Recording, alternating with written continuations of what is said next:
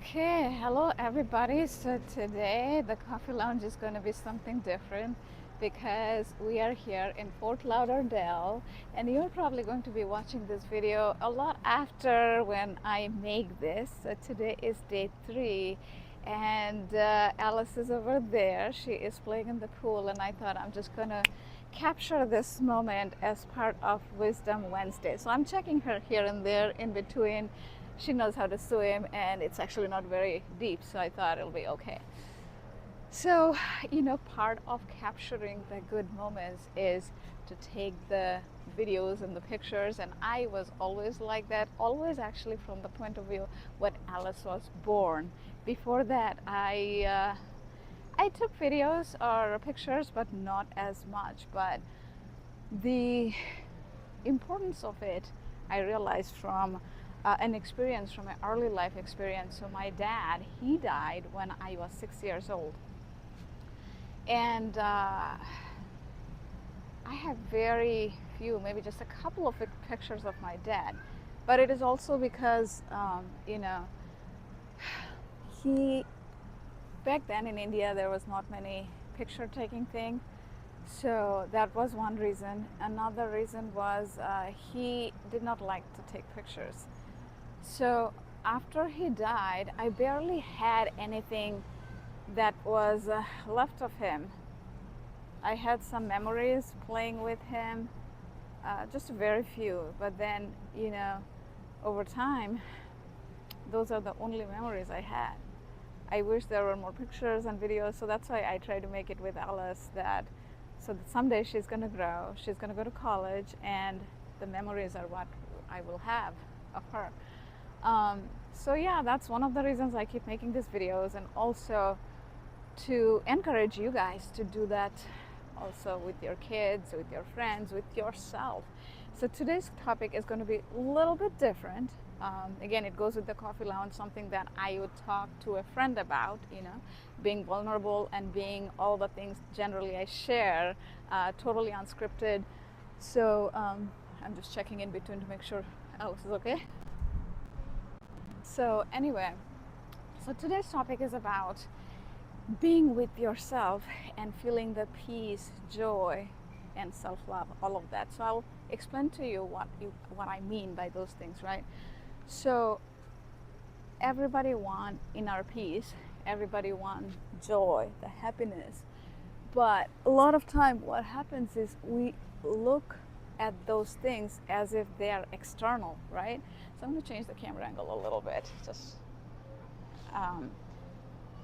we look for those things in our outer world, but when we find out how to experience those just within ourselves, the peace, joy, love, and forgiveness, because there are two versions of us. One is the inner critic, and the other is the inner coach. You guys know I always talk about that. And the inner critic is telling you you're not good enough, this can be bad, that can be bad. I have a little bit of muffin top. So I tried hard before summer to really get in shape so that when I come to for this trip, so that it's all perfect. But there is nothing perfect in life, and in God's eyes, or universe, divine, whatever resonates with you, you are perfect too in your own way. And it is not about someone else telling you that you're perfect. It is you in your own version. When your inner coach has that it can take over the inner critic. Normally the inner critic is the subconscious, which is the 95% of our life, the autopilot, right? And the 5%, which is the conscious mind, is actually the inner coach. When you let the inner coach run your life in a good way, that is when life gets beautiful. And these two versions, because they're always going to be there inside you, right? So I'm going to say it here a little bit so that we have different backgrounds. So the inner coach and the inner critic, and they are going to be there from the time you are born all the way until you die. And this is with everybody. This is with everybody. So if you have known Bible, and I'm a new Bible reader, because I became Christian only last year. There's a long story behind it, why and how all of this unfolded. But I can tell you, this is what I learned, that even the Apostle Paul, who wrote almost more than half of the New Testament, even he had to do it every single day, that he had to overcome the inner critic with the inner coach. I mean, they didn't use those terms, they used different terms, but the point was that every single human being, the flesh, will have that challenge. And more we have the awareness, only then we can try to make it better. So today's topic in a nutshell is, when you find that peace, the joy, and the love with this two version within yourself, not from external but from internally ourselves, you embrace everything that is in your life, that is when life becomes beautiful. And that is what all about. They talk about, the surrendering and whatever makes sense to you, that believing in God, believing in that higher power. There is something beyond us, right? There is something, whatever that something is. And for different people, that something could mean different, because the way we grow up, our culture, not only our culture, but how different experiences we went through in life, our childhood, school, college, work, people, all the people we meet in our life shapes us in a certain way. Every little experience, a text, a phone call, in-person meeting, and everything, teaches us something. The thing is, only if we are willing to learn. And these days, I mean, this was not the prior version of me, but in this version, what I try to do is, and I'm not always successful, I'll be totally 100% honest with you, and that's what goes on with the the real talk, the coffee lounge, the authentic version that I was talking to you about, is that not apologizing for who we are, but kind of embracing everything that is there, the good, the bad, and all of it, because it comes from embracing. Because normally, whenever we are trying to do something, something that is making us unhappy, or we are angry, or whatever that is, it's kind of resisting. So think of it this way: since this is a pool, it's easy to kind of draw that example. Let's say you are trying to push something down in the pool, and there will be resistance coming up, right? Like, it's like the resistance coming up. However, when you do it in a way that there is no resistance, right? So it's like a bubble from the bottom. If it's moving up, then there is no resistance, and that is freeing. So I'm going to repeat that concept one more time. So if you're pushing something down on the pool, and there's this resistance, right? And that goes from the gravity, gravity is pushing up, and you're trying to push it down. However, when you think of it like the bubble, the water bubble going from bottom to up, right? It's like, it's that air, the air that makes you feel so free. And that's what I'm talking about. That's what I'm talking about when two of these versions within us, the inner critic and the inner coach, or you can call it subconscious and conscious, or you can call it from Christianity perspective. I don't know. It's probably a new concept that people, I don't know if it's a new concept or not, that people may question it. Is that it's the God and the devil within us, right? It's the God and the devil within us that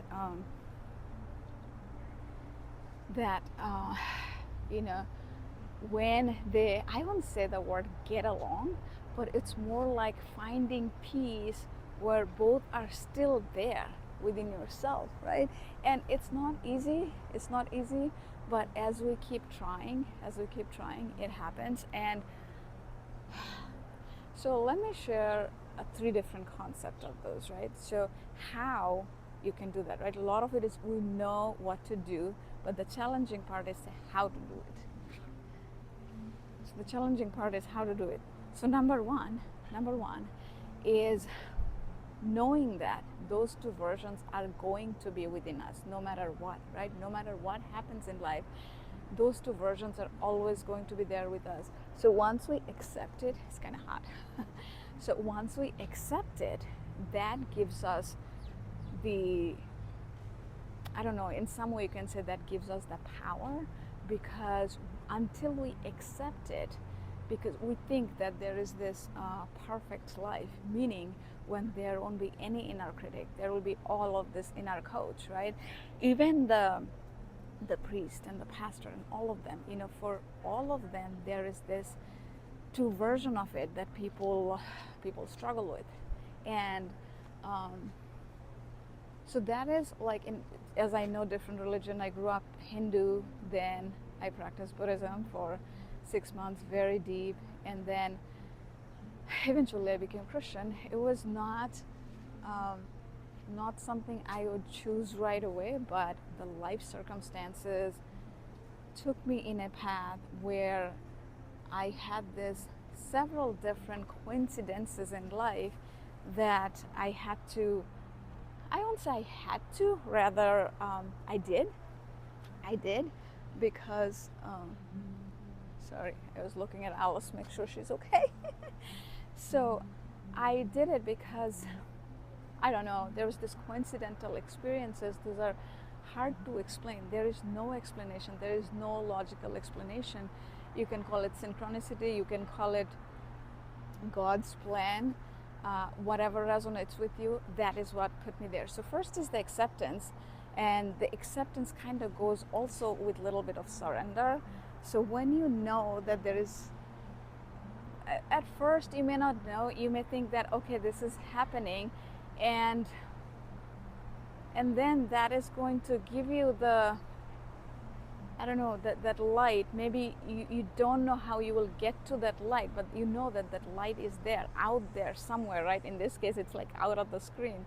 But the point is that in that number one, when you accept, when you surrender, you have the courage to let it go. You have the courage to let it go beyond the screen, beyond the past, right? You let it go. You surrender. You forgive, and this first step, you won't be able to fully forgive. What would happen is you would make the intention. To forgive the people or the surroundings that you may think have caused this situation. And again, it's probably not them, it's because it is always going to be you versus you, right? You versus you. So in my case, it's my inner critic versus my inner coach. That's what life is all about. And depending on different religion that you believe in, our life continues. Wayne Dyer says it really good, that every experience in our life is a lesson. So it is just, when we look at it that way, and then our life continues as different experience continues in our life, it always continues. So when you look at that, then the surrendering and the acceptance becomes a little easier. But the first is still the acceptance, right? The acceptance that there is something out there, that we got to keep walking towards that.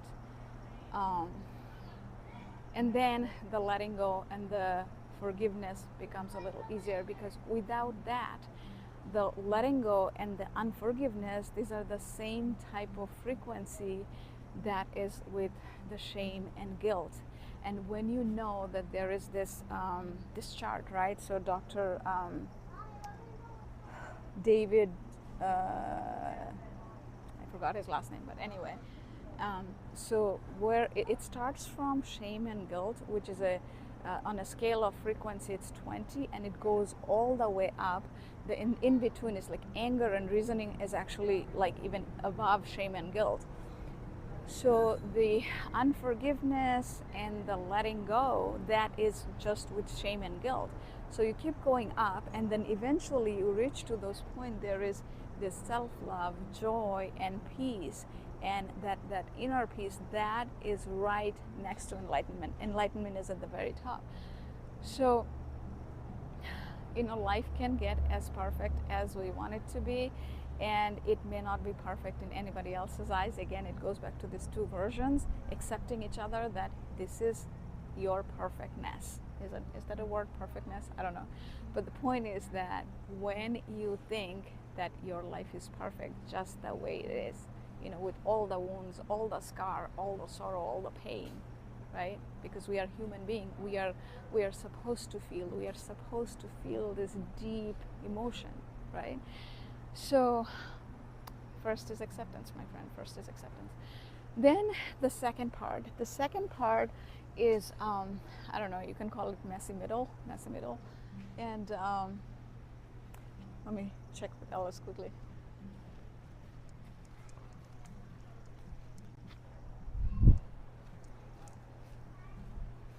Sorry, I had to go out of the camera for a little bit. So the messy middle part is where most people get stuck, right? When I say most people get stuck, because there's this initial part where you want to forgive, you want to let go, and you try hard and you try hard, and this part can be a couple years to many years, decades, even lifetime, right? Even a whole lifetime.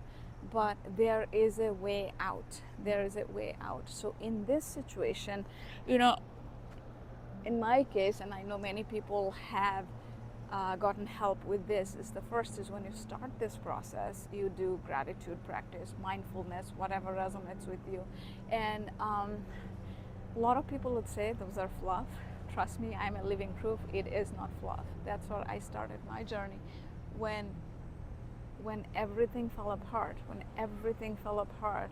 November of 2023, first few months I was like a zombie. Literally, I was like a zombie. I did not know what's going on in my external world, right? But over time, January 1st, 2024, so a year and a half ago, I started my gratitude practice every single day. And that came from in the past, before gratitude practice was a thing.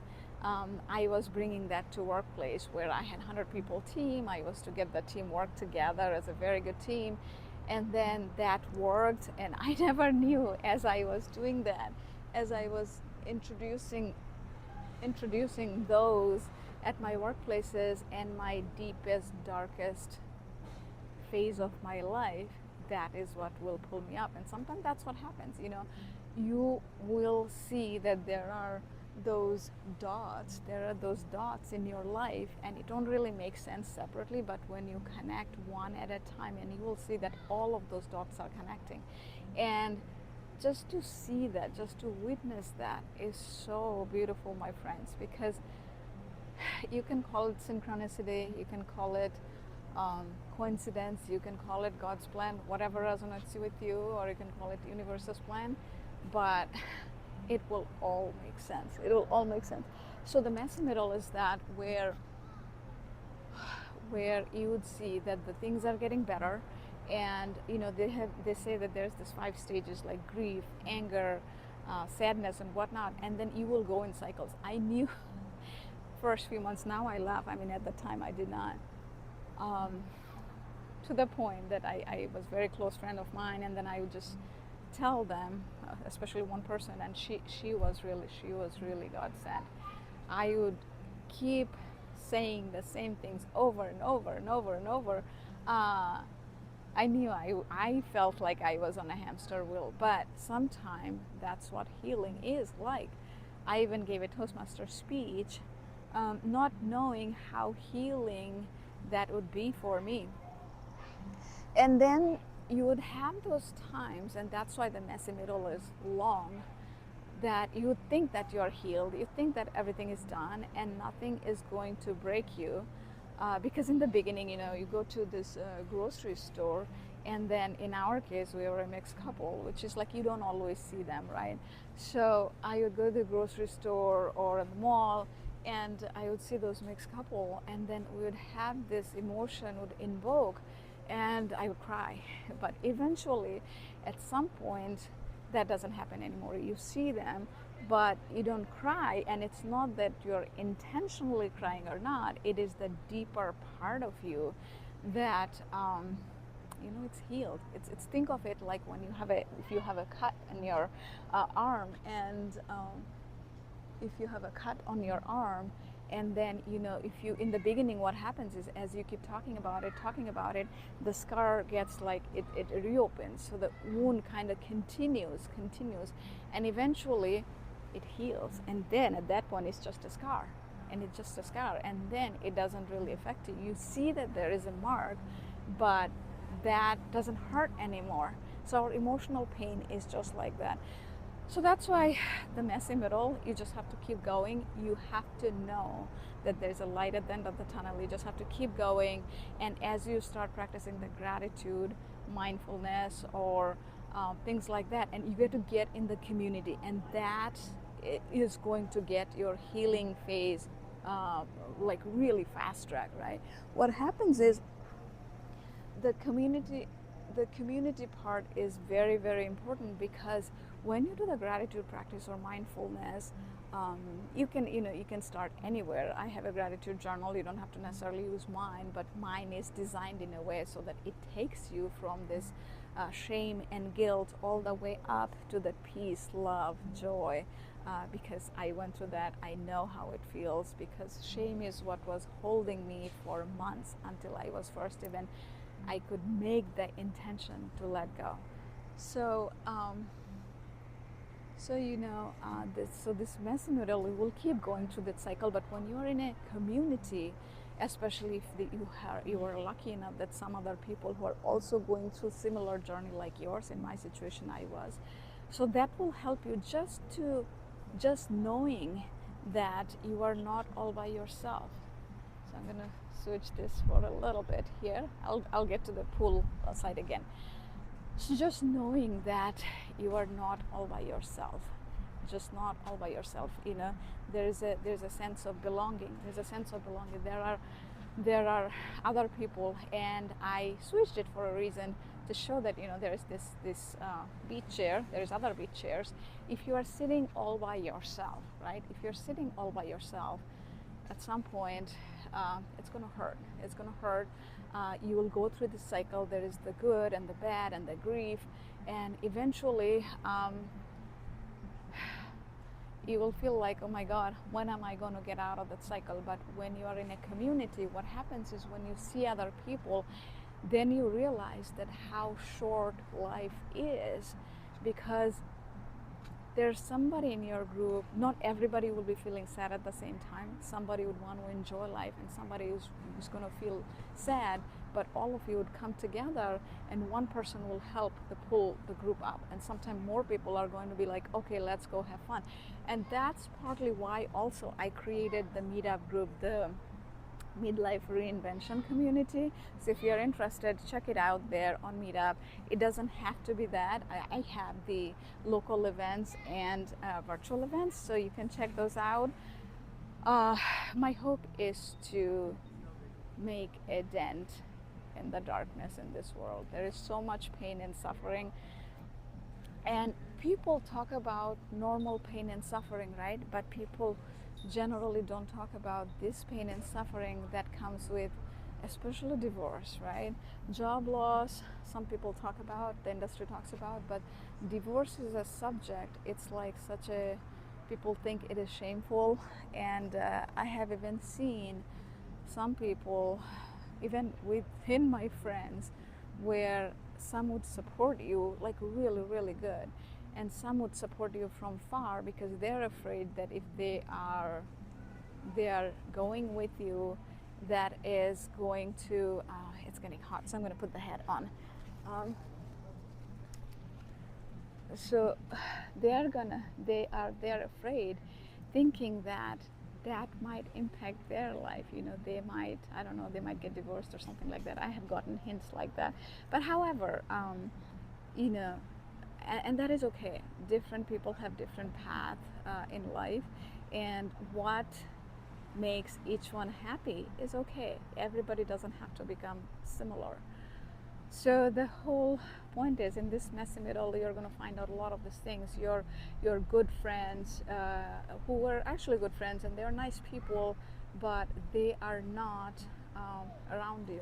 They're supporting you from far away, or I don't know. Lifestyle is so different. So you have to find those right people, the sense of belonging that would come only from those right people. Because sometimes when I was going through that, right? So especially last year, if you see some of my videos, I talk about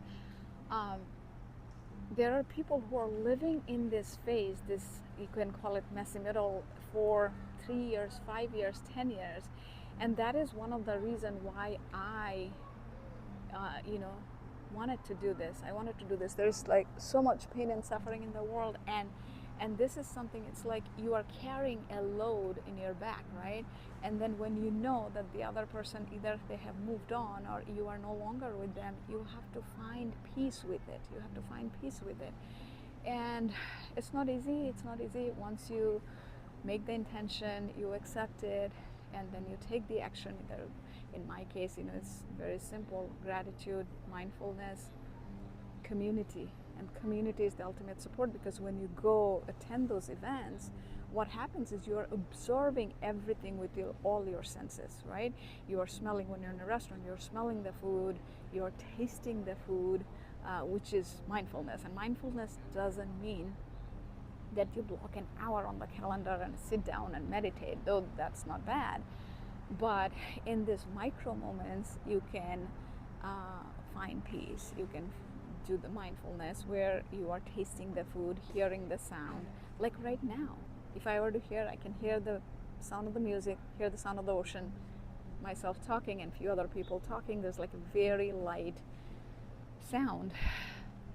So yeah, I know some of this I'm kind of rambling, but the point is, that's what the messy middle is. Like, it's like a ramble. You would walk with those people that that are all trying to get to the other side, get to the side where this light is. I'm going to get to that very shortly. So sometimes it may even feel like, when you're in this messy middle, that it's easier to get back to the first step, right? And you try to do everything. You try to make the relationship work, and that's the first step. I would, of course, say, because you don't want to regret. You don't want to regret with anything. You want to, let me switch it again. You don't want to regret. What if, right? So it's always good to give your best shot, to make sure that you have tried everything, because when you are with that person, things worked out, everything was good, both of you, and eventually,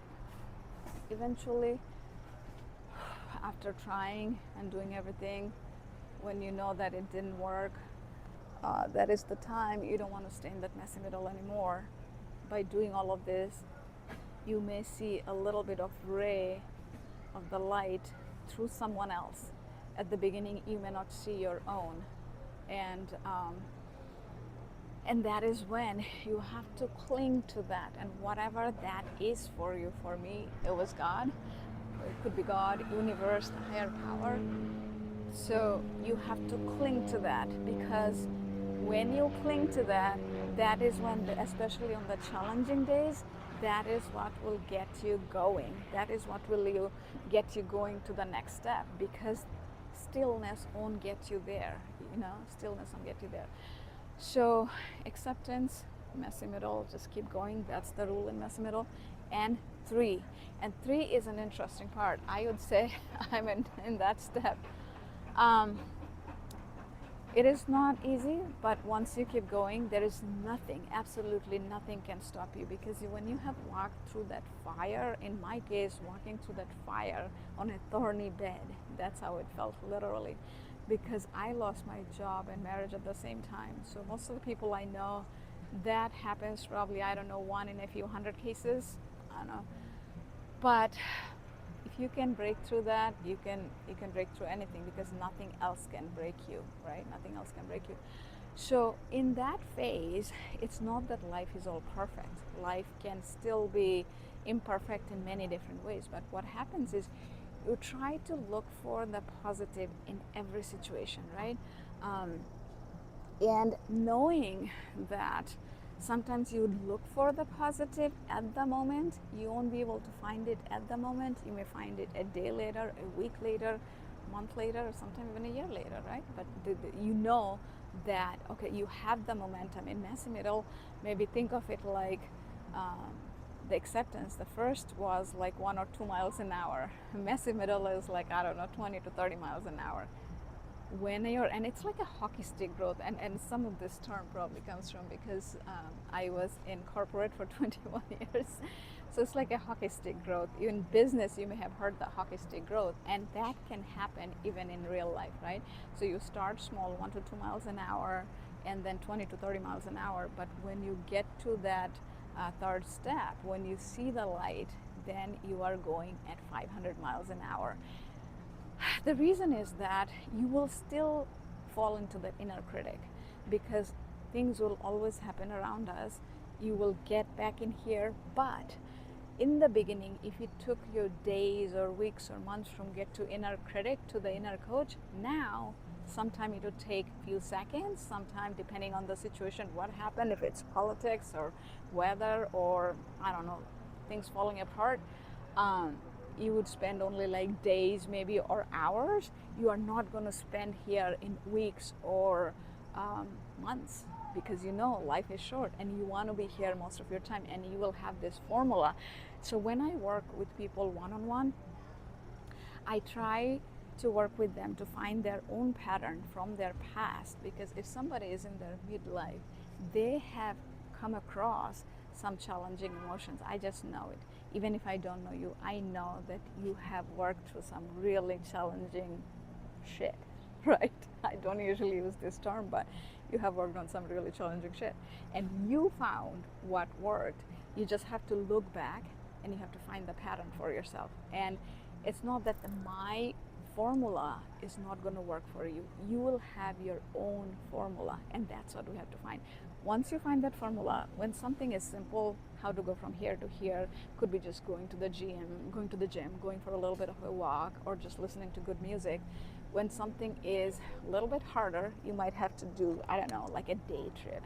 You might have to go spend time with your friends. I don't know, whatever that is. You have this like very simple middle, and then something that is like really fell apart, and then you will have this formula that, okay, last time when things fell apart like really really crazy, you did this to overcome this. The same this time, you do that and that will happen. But sometimes the thing still is it's the mindset. Like I know some days when things are really really challenging, I'd be like, oh, I know that if I go to the gym, if I go for a walk, I'll feel good. I just don't want to, because that's another thing that we work through our mind, the inner critic and the inner coach. They're constantly in battle. So another way to think of it is, if that resonates with you, think of it as like it is your own version. So they don't have to be fighting. Think of it's like two siblings, right? Siblings fight at the same time, they love each other. And that's what I'm saying. This is very different than Christianity, even though I'm Christian, where, I don't know, I'm talking about God and the devil to be friends, which people will kill me from Christianity, some of them, if they find it. But knowing different religion, looking at things differently, that's what I can say. That if you think that these two versions of you are always fighting, the peace is not going to be possible. You have to think that they are friends. They are friends, because only then the inner coach is going to accept the inner critic, because you cannot get this out of your body. It's there, or your brain, right? And the inner critic would be like, they are not against me, right? So it's a very different concept, I know, but that is something when we internalize, and that is when you can see the light at the end of the tunnel so bright. You know, for some it's God, for some it is the universe, and just believing that the coincidences that I see in life, coincidence, synchronicity, or whatever you call it, I can't explain. I can't explain. There is no specific words for it. It can only be felt, my friend. It can only be felt, and I really, really do hope and wish that you feel it too. So with that, Alice is actually back. So our first step was acceptance, second was messy middle, and third is the light, and the light is here. This is my light. I think she wants to take a little break. So I really, really do hope you enjoyed this coffee lounge. So please comment below with your own thought and things that you're processing. I really, really do hope that this channel, the topic that I share, it helps you. If you're in your journey, keep going. The light is so bright. Last July, oh, Alice, you can't go there. Oh, hold on a second. Alice, you can't go there because they're still fixing it. He said you can't go there yet. Remember yesterday they were saying you can't. Yeah, they're fixing it. Please, please, you gotta come up. Yeah, he's gonna tell you. Sorry about that. They're still fixing something there, so I had to tell her. But that's the thing with kids. You just gotta roll with them, and so I'm gonna roll with her now. And I hope you guys have fun. And if these videos help, please do subscribe and give a thumbs up and like. And thumbs up and like is the same thing. But anyway, I got distracted with Alice. As you can see, it's very possible with kids. So just enjoy life, life is so short, and share this with other people because that's how YouTube knows I exist, and I really, really, really do want to help a lot of people and want to make a dent in the darkness, because that tunnel of darkness is so long. It can be very long. I'm fortunate that in my case it was not as long, but I know there are people. I met somebody in the last few weeks who has been there for 14 years. Oh my God, 14 years. Can you believe that? So that is why I want to help people to come out of this darkness, because the light they have seen before, it is way, way brighter than, on the other side. It is something that you have not imagined, but you just got to keep going. You just got to keep going. So with that, bye my friends. Take care, and I'll see you guys later.